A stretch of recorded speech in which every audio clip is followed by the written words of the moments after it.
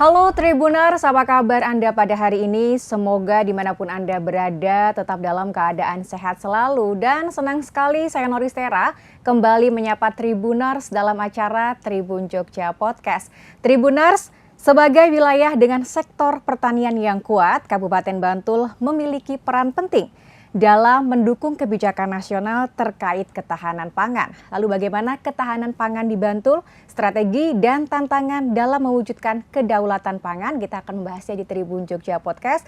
Dan tentunya sudah hadir di studio Tribun Jogja narasumber kita yang luar biasa pada hari ini, Bapak Joko Waluyo. Beliau adalah Kepala Dinas Ketahanan Pangan dan Pertanian Kabupaten Bantul. Pak Joko, apa kabar? Baik, Mbak.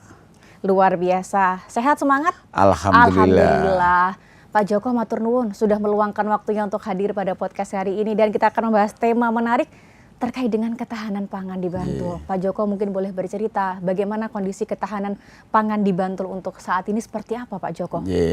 Maturun Mbak Noris.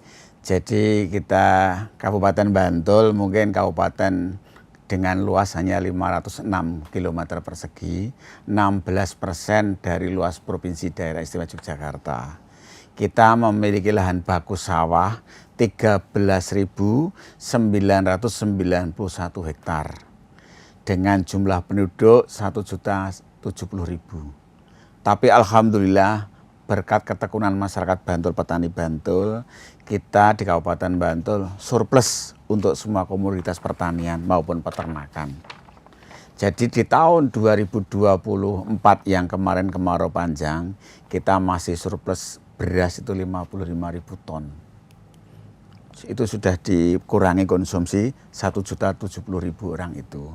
Kita juga alhamdulillah jagung kita juga surplus. Hortikultura bawang merah itu produksi DIY 65% dari Kabupaten Bantul. Karena di Kabupaten Bantul kita juga punya lahan pasir sepanjang pantai selatan 13 km itu dimanfaatkan untuk tanaman hortikultura. Termasuk cabai, kita salah satu kabupaten 3 besar, Sleman, Kulon Progo maupun Bantul, menyuplai untuk kebutuhan DIY. Termasuk ternak, 70% kebutuhan daging DIY dari Kabupaten Bantul.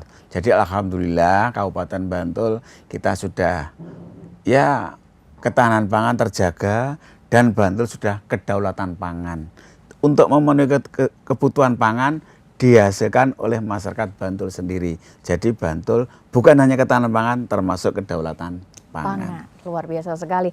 Pak, kalau sejauh ini apa sih Pak program yang sudah dijalankan terkait dengan mendukung kedaulatan pangan ataupun ketahanan pangan yang ada di Kabupaten Bantul ini sendiri Pak? Jadi gini, dengan adanya program ketahanan pangan, kita beberapa teknologi atau inovasi kita terapkan di Kabupaten Bantul. Salah satu contoh untuk tanaman padi, kita sejak tahun 2022 kita melaksanakan program IP 400. Jadi tanam padi 4 kali dalam 1 tahun. Walaupun panenannya lebih dari itu. Jadi untuk IP 400 itu butuh waktu 13,5 bulan. Jadi 1 tahun lebih dari 1,5 bulan. Di Bantul kita mulai sejak tahun 2022 sampai sekarang ya masih jalan. Kita juga memanfaatkan lahan-lahan di luar lahan baku sawah.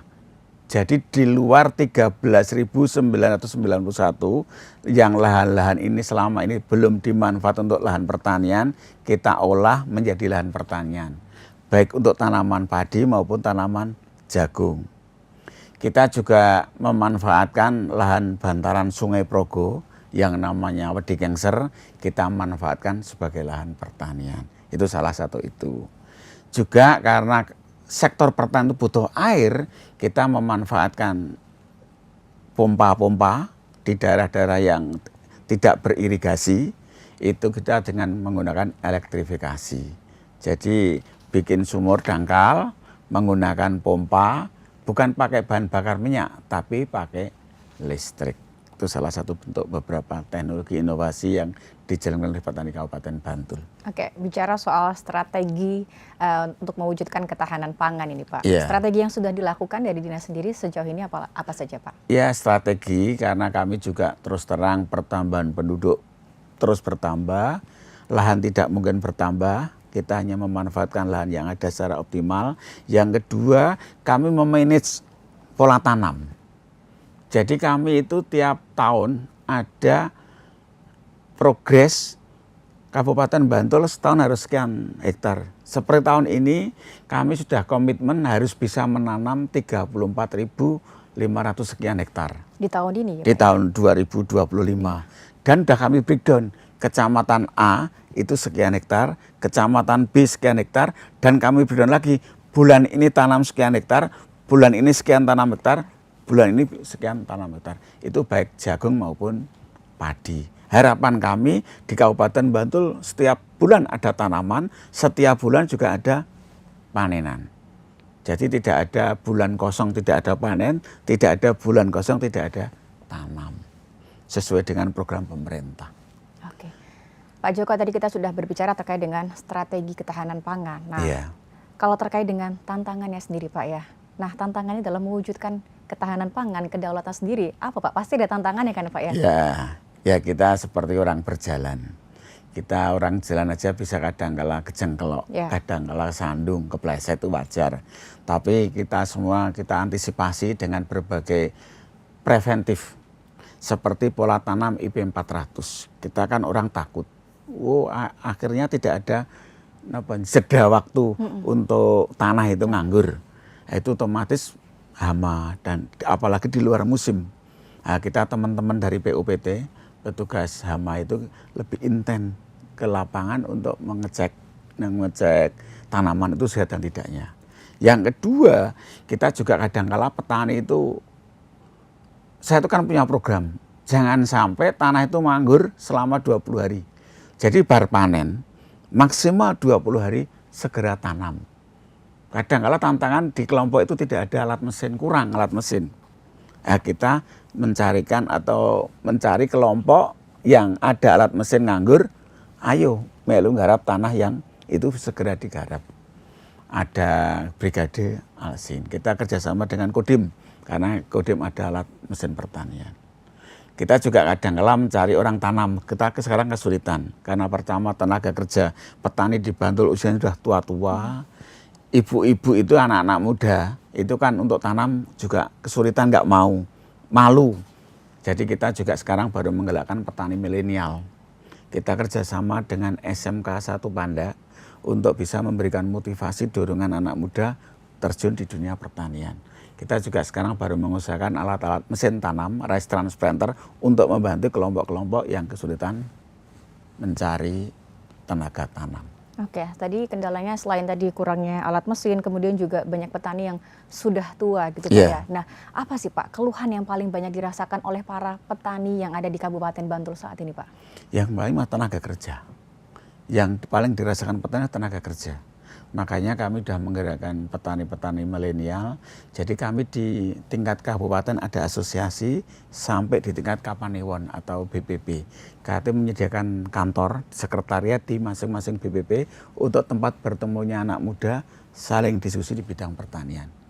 Cuma di Kabupaten Bantul yang menjadi masalah satu, untuk di tanaman pangan, anak muda itu belum mau terjun nandur pari atau yang lumpur-lumpur itu masih malu. Nah, kami juga sekarang kerjasama dengan Polbangtan. Kami kadang-kala mengundang istilah untuk motivator kalangan muda untuk mau terjun di dunia pertanian. Oke, kalau mungkin tantangan terkait produksi, perubahan iklim seperti itu Pak, apakah itu juga dirasakan oleh para petani yang ada di Kabupaten Bantul Pak?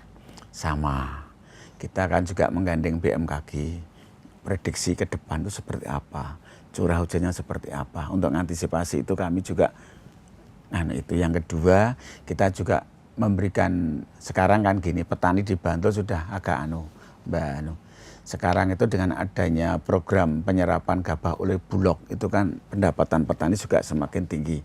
Ini harapan kami bisa menarik minat anak muda.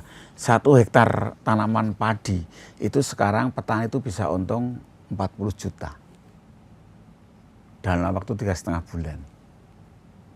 Untuk jagung hampir sama, karena Bulog memberi beras di gabah di petani kering bungut itu sudah 6,5 ribu. Jagung kering pipil 5.500. Dengan pemerintah memberikan HPP bagus ini, sekarang peningkatan pendapatan petani meningkat, sehingga nanti kalangan muda insya Allah ke depan tertarik untuk di sektor pertanian. Oke. Selain itu Pak, apa kemudian dukungan dari Dinas Ketahanan Pangan dan Pertanian Bantul sendiri untuk mendukung petani yang ada di Kabupaten Bantul itu Pak?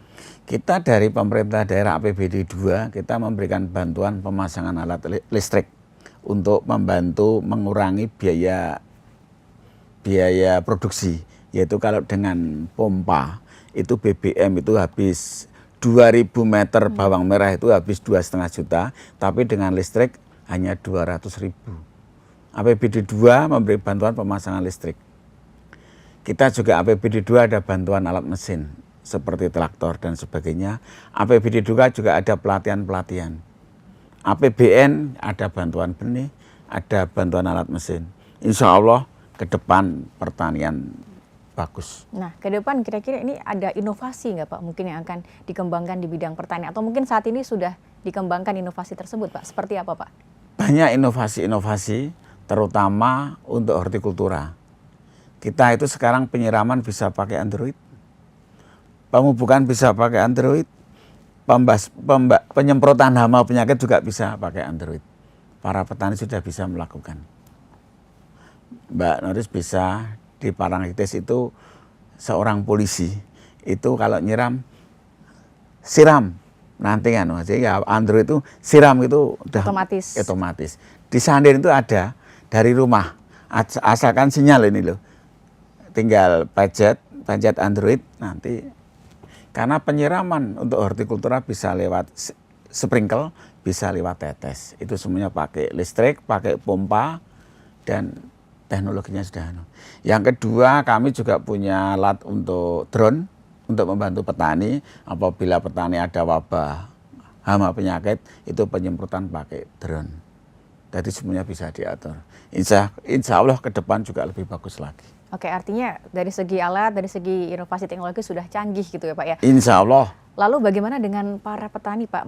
Mengingat ini banyak petani yang tua-tua, apakah semuanya sudah melek terkait dengan digital gitu Pak? Dalam satu kelompok sekarang kami sudah merintis. Dalam satu kelompok kan biasanya hutannya sepuh-sepuh. Itu sekarang ada yang masih muda, ada masuk di dalam kelompok itu. Anak-anaknya atau keluarganya yang masih, ya istilahnya bukan gaptek lagi masalah IT. Jadi anak-anak muda, putrane masuk jadi membantu orang tua untuk Jadi kita sudah pengkaderan di dalam kelompok itu. Kalau di Bantul sendiri terkait dengan regenerasi petani milenial, mudah nggak Pak? Ya kita tadi, kami memang kerjasama dengan SMK 1 Panda, Bangtan maupun perguruan tinggi yang lain untuk memberikan motivasi kalangan muda. Nah, di Bantul itu yang banyak sekarang di sektor peternakan maupun di sektor hortikultura. Jagung sudah ada, tapi yang masih kita kesulitan di sektor padi. Karena masih malu lumpur itu loh. Karena namanya anak-anak muda kan sekarang namanya bagus-bagus. Nggak ada yang namanya seperti mujinah yang sering tandur. Sekarang apalagi anak laki-laki juga namanya bagus-bagus sekali itu kan kesulitan, dia malu kalau Oke, Pak, kalau dari Dinas Ketahanan Pangan dan Pertanian Bantul sendiri Pak, bagaimana kemudian memastikan distribusi pangan tetap stabil, tadi mengingat ada tantangannya. Seperti apa Pak upaya yang dilakukan Pak? Pertama, kita untuk menjaga kestabilan pangan di Kabupaten Bantul, setiap bulan ada tanam, setiap bulan ada panen. Otomatis imbas ya, tidak ada bulan kosong untuk ketersediaan pangan. Yang kedua, teman-teman kami ada tim yang saben hari ke pasar, ngecek kualitas daripada produk yang dijual di pasar, termasuk stok, termasuk juga harga. Karena bagaimanapun juga sektor pertanian mempengaruhi inflasi di daerah. Apalagi bawang merah sama cabai itu harganya juga fluktuatif sekali. Cabai kadang-kala bisa 2.000, tapi kadang-kala juga bisa sampai 100.000 lebih. Nah, makanya kami juga itu. Yang berikutnya kami juga bikin zonase untuk hortikultura. Oh sana khusus untuk hortikultura. Karena apa? Kalau nanti semuanya itu kita untuk tanaman pangan, kita nanti mungkin di daerah akan mengambil hortikultura dari luar akhirnya mempengaruhi inflasi. Jadi seperti lahan pasir itu kami plot untuk hortikultura bawang merah maupun cabai itu seluas lebih kurang 800 hektar. Lebih mungkin itu.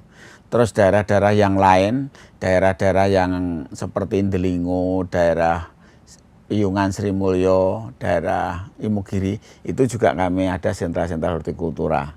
Tapi dengan elektrifikasi. Itu.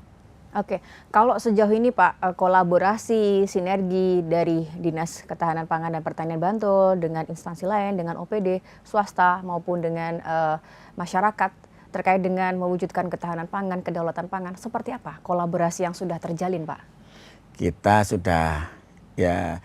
sudah memaksimalkan komunikasi dengan pihak-pihak luar, baik dari OPD yang ada di Bantul maupun pihak-pihak CSR. Seperti kita kerjasama dengan PLN, kita kerjasama dengan perbankan. Seperti perbankan kita membantu untuk perguruan tinggi juga, itu untuk membantu perguruan tinggi kami minta teknologi maupun terus terang kami masalah pasar itu. Yang berikutnya kami juga lewat perusahaan-perusahaan benih kita mengoptimalkan KWT. Mbak Noris, tadi kami belum sebut KWT. Di Bantul itu ada 700 kelompok wanita tani. 700? Ya, kelompok. Kita harapan kami nanti tumbuh 933 sesuai dengan jumlah dusun yang ada. Jadi KWT itu hidup di masing-masing pedukuhan, memanfaatkan lahan pekarangan yang ada. Jadi dulu ibu-ibu itu kalau di Bantul mungkin sering pakai jungkatan, pepetan, terus ngerasani tonggo teparu. Wah, sambil nguncai bawang gitu. Ya, tapi sekarang di Bantul insya Allah ibu-ibu udah pakai jin, pakai sepatu, Android, chattingan, selfie. Karena di masing-masing dusun sudah terbentuk KWT, ada demplot di masing-masing dusun itu. Tanamannya sayuran, ada yang ternak ayam, ternak itik. Ada yang buah-buahan juga ya Pak? Ya ada, tergantung di lokalitas tempat itu. Nah, itu tumbuh masing-masing dusun itu minimal 20-25 orang. Itu sekarang anak-anak muda itu sudah mulai terjun. Nanti sayur itu kalau panen, itu nanti bisa ditukar tempe tahu untuk mencukupi kebu. Tuh, nah sekarang yang repot malah bapak-bapak cemburu. Kenapa Pak? Karena chattingan dengan orang lain, chatting itu menawarkan pasar, terus selfie foto, ini foto produk sama orangnya, akhirnya kan dikirim ini ya. Dan kami selaku dinas sudah membantu pasar. Kami di dinas itu setiap minggu 2 kali aspartan, asosiasi pasar tani itu setiap Selasa dan Rabu itu menjual produk KWT itu. Dan kami kalau ada surat dari Dewan mau kunjungan, saya tuh menerima tamu itu Selasa dan Rabu. Biar apa? Membeli produk ibu-ibu tadi. Jadi mungkin Mbak Noris kalau ke Dinas Pertanian hari Selasa dan Rabu itu di halaman kantor ada sekitar 30 outlet lah istilahnya. Itu dari 30 stand gitu ya? Ya, stand. Itu dari Asosiasi Pasar Tani, dia menjual produk KWT yang ada di Kabupaten Bantul, baik segar sayuran maupun sudah olahan, maupun produk-produk yang lain. Oke, Pak, tadi kita sudah bicara terkait kendala atau yang permasalahan dihadapi oleh para petani. Nah, sebenarnya Pak, apa sih Pak yang paling para petani butuhkan? Apa sih Pak yang mereka butuhkan ini Pak? Sebetulnya gini, yang dibutuhkan itu terutama yang hortikultura itu pasar, off-taker. Off-taker yang kuat, tanggung jawab, dan bisa menerima rutin. Itu terutama untuk hortikultura bawang merah maupun cabai. Karena hukum ekonomi begitu melekat di dua komoditas itu. Pemerintah belum bisa menyetabilkan harga itu. Sekarang kan baru beras. Tapi kalau hortikultura kan belum. Nah, itu. Yang dia butuhkan adalah off-taker yang kuat untuk membeli produknya dari petani. Kalau pendampingan apakah kira-kira masih dibutuhkan Pak oleh para petani? Ya kita masih butuh semua komoditas. Apalagi kita kalau bisa monggo ada investor Bantul masuk untuk ternak kambing domba. Kebutuhan kambing domba di Bantul per hari 800 ekor untuk memenuhi kebutuhan sate. Betul. Kita punya 200 lebih kuliner sate. Itu kita masyarakat Bantul baru sekitar 10%. Belum bisa lebih dari belum bisa 25% ke atas. Karena pembutuhan begitu tinggi, monggo kalau ada investor yang berminat silahkan mengembangkan domba, kambing di Kabupaten Bantul. Mungkin termasuk sapi, karena kita punya 30 jagal sapi yang saben malam motong 1 sampai 4. Sapinya juga dari luar. Nah, saya menawarkan investor untuk berinvestasi di Bantul, terutama untuk sektor peternakan, baik sapi maupun kambing domba. Oke, berarti kalau melihat tadi kayak potensi di Bantul ini luar biasa sekali ya Pak? Ya, masih terbuka. Oke, nah Pak, terkait dengan harapan atau kedepannya kira-kira dari Dinas Ketahanan Pangan dan Pertanian Bantul sendiri untuk mewujudkan ketahanan pangan, kedaulatan pangan, kira-kira kedepannya apa sih Pak yang akan dilakukan ini Pak? Ya, jadi gini, mungkin ini sekaligus ya menyangkut programnya Pak Bupati ke depan. Ini Pak Bupati membantu petani penuh untuk pembebasan pajak. Itu juga akan menambah keuntungan dari petani.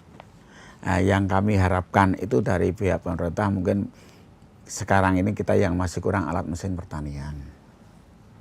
Kita masih butuh traktor sekitar 400 unit roda 2. Karena apa? Satu traktor itu hanya mampu mengolah 15-20 hektar sawah. Nah, setelah kami perhitungkan kita masih butuh sekitar 400.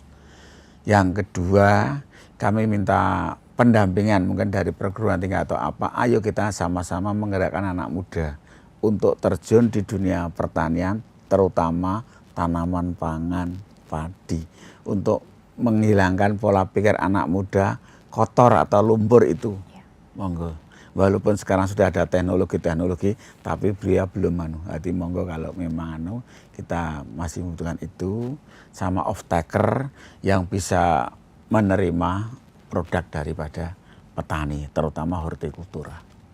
Kalau sejauh ini dari dinas sendiri Pak, apakah ada fasilitas atau bantuan insentif yang diberikan kepada para petani yang ada di Kabupaten Bantul? Sejauh ini bantuan yang diberikan seperti apa Pak? Kalau insentif terus terang kita belum tapi untuk bantuan-bantuan kita ya seperti pupuk itu insya Allah kita berusaha semaksimal mungkin. Jadi Kabupaten Bantul mulai tahun 2024 untuk kebutuhan pupuk aman. Untuk penyaluran yang kita juga mudah. Yang berikutnya kita juga berusaha semaksimal mungkin untuk perbaikan jaringan irigasi. Mbak Noris, kita punya panjang jaringan tersier kuarter itu 1.200.000 meter. Jaringan tersier kuarter yang menjadi tanggung jawab petani bersama pemerintah daerah. Jogja Jakarta PP. Itu saat ini yang baru dibangkat baru sekitar 60%. Kalau jaringan irigasi baik, air bisa sampai, insya Allah tanaman bisa tumbuh dengan baik.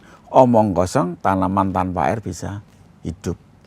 Nah, kita juga baru berusaha semaksimal mungkin menyelesaikan jaringan irigasi, terutama tersier kuarter, bisa sampai paling ujung, sehingga kita tidak